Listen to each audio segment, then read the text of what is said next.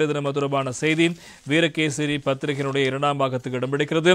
வரி சலுகைகளை உடன் நடைமுறைப்படுத்துங்கள், அதிகாரிகளுக்கு ஜனாதிபதி பணிப்புரை என்பதாக அந்த செய்திக்கு தலைப்பிடப்பட்டிருப்பதை நாங்கள் காணக்கூடியதாக இருக்கிறது.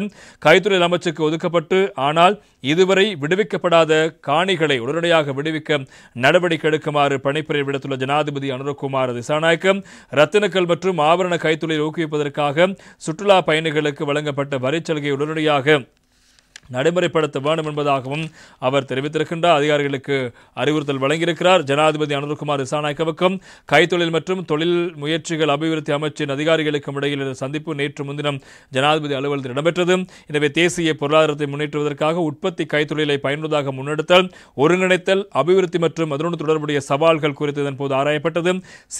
சிறு மற்றும் நடுத்தர தொழில் முயற்சியாளர்களை ஊக்குவிப்பதற்காக அரசாங்கத்தின் ஆரம்ப முதலீடுகள் மேற்கொள்ளல், அவற்றின் முறையான கண்காணிப்பு, முதலீடு சபைகளை அண்டிய உள்ளூர் சிறு அளவிலான கைத்தொழில்களை உருவாக்குதல், சிறு மற்றும் மத்திய தொழில் முயற்சியாளர்கள் எதிர்கொள்ளும் வணிக கடன்கள் தொடர்பான பிரச்சனைகள் குறித்தும் பரவலாக இங்கு ஆராயப்பட்ட விவகாரங்கள் முக்கியமாக இருப்பது